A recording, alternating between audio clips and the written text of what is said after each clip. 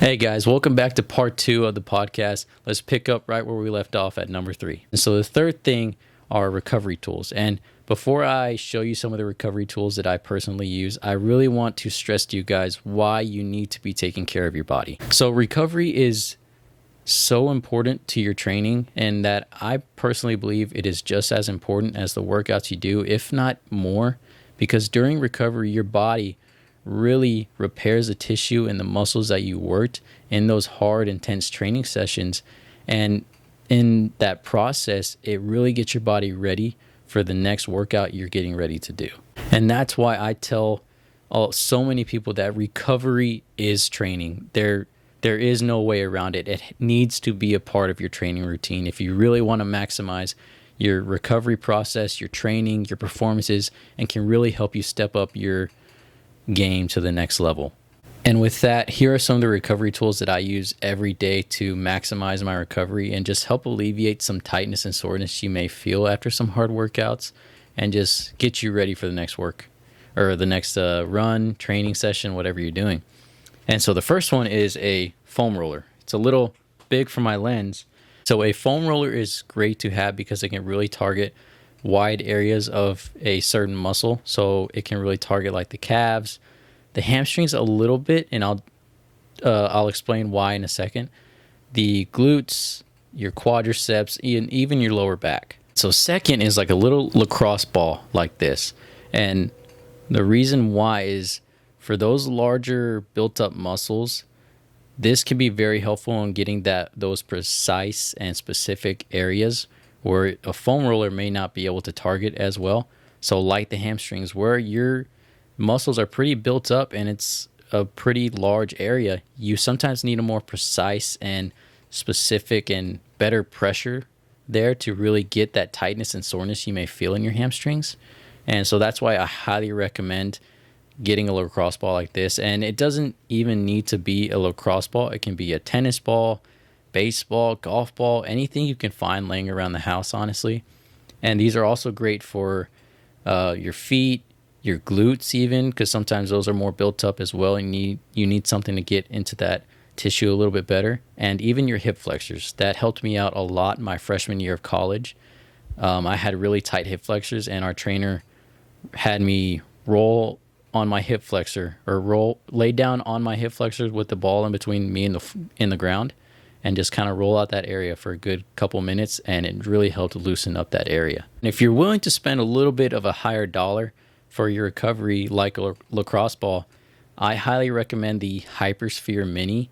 I bought this from hypervice.com. It's about $100, but it does the same thing as a lacrosse ball and all those specific areas, but it vibrates as well. And this is it's very helpful to kind of target those specific areas and those built up muscles and kind of soothe the tissue a little bit and really just get out that soreness and alleviate that tightness and soreness you may feel after a hard, intense workout. And it's also great for traveling. I mean, literally it fits in the palm of my hand.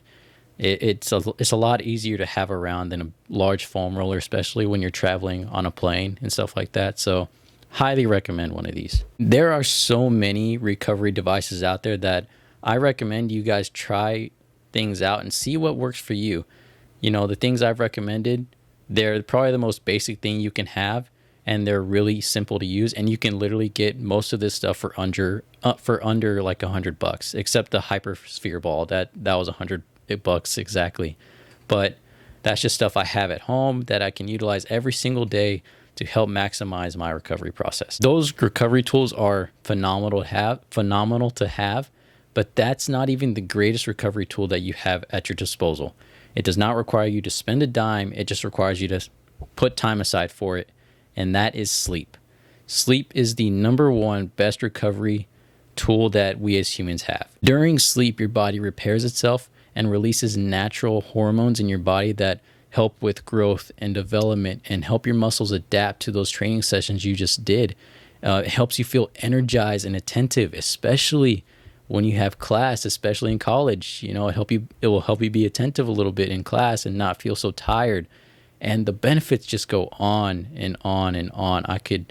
Sleep is so essential to your training. And so please please, if you are going to do anything, get your sleep.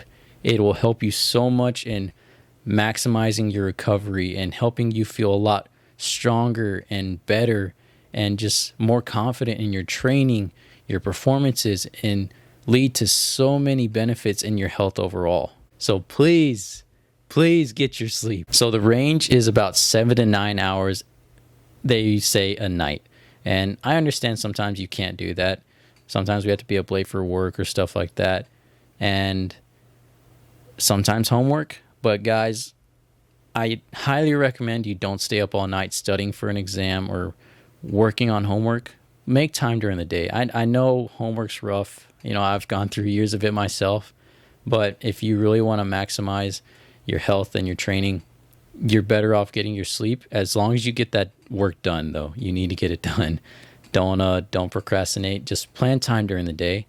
And with sleep, your brain is able to better retain information and process that and get you better prepared for an exam later that day or the next day or later in the week. Get your sleep. All right, guys. And so the fourth one is shoes. And this one's a little bit more specific to runners a little bit.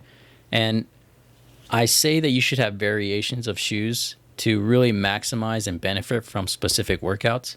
So for example, like for my speed track sessions, I use the Adidas Adios. This is my first pair actually in the Adios, but I love how they feel on my feet when I'm in a hard track workout. They're super light. I feel like very springy and responsive to the ground. So I highly recommend these, but also they're not always going to work for everyone, but they are minimal a little bit. The Adidas Boston Boosts are probably my favorite all-time shoe for workouts. I love this shoe. I've trained in it for years now. I use these now more for like my tempo runs and my longer runs of workouts, and I even do long runs in this as well. They're super light. They feel great on my feet. I've had no issues with the Boston Boosts. I love the earlier models, honestly. This is actually my favorite shoe I've ever gotten. My aunt got me this for Christmas, and yeah, I love this shoe, and I can't even describe it. And I've had some great workouts in this, and this was the year I won conference for the first time in. So has some memory to it. And so here's another one that I highly recommend. It's a brand I've used since high school, Brooks. This is the Ghost series. I love these shoes. I use these for my easy runs and my road running shoes. They just have some great cushion, and I've had no issues with them. They just feel great on my feet. I love how they feel, and they've just never really caused me any pain or anything like that. So I've been lucky to have a great selection of shoes early on in high school, and I still use them to this day. So I highly recommend like variations in shoes because it helps reduce repetitive movements in specific muscle areas sometimes, and that can help prevent injury. And I firmly believe that's helped me have a long and fruitful career a little bit. Even if it's a small little thing, sometimes those small things matter. And also having a variety increases the lifespan of the shoes you're wearing. Wearing the same shoes over and over and over again can really break down the shoe faster and prevent it from returning to like its original state for a bit, and just makes them break down so much faster than if you had a variety. And that's why I recommend a minimum of 2 to 3 different shoes that you run in a season. I personally get like 4 to 5 if I can. Sometimes, money's tough, but I feel it helps you maximize and really work different muscle areas sometimes and just really benefit from training. Well, all right, guys, those are the 4 things that I believe every runner should have and utilize in their training. I firmly believe that these 4 things have helped me so much to enhance my training, my recovery, my performance, and just feel a lot more confident in my approach to a season. And I really hope that it does for you guys too.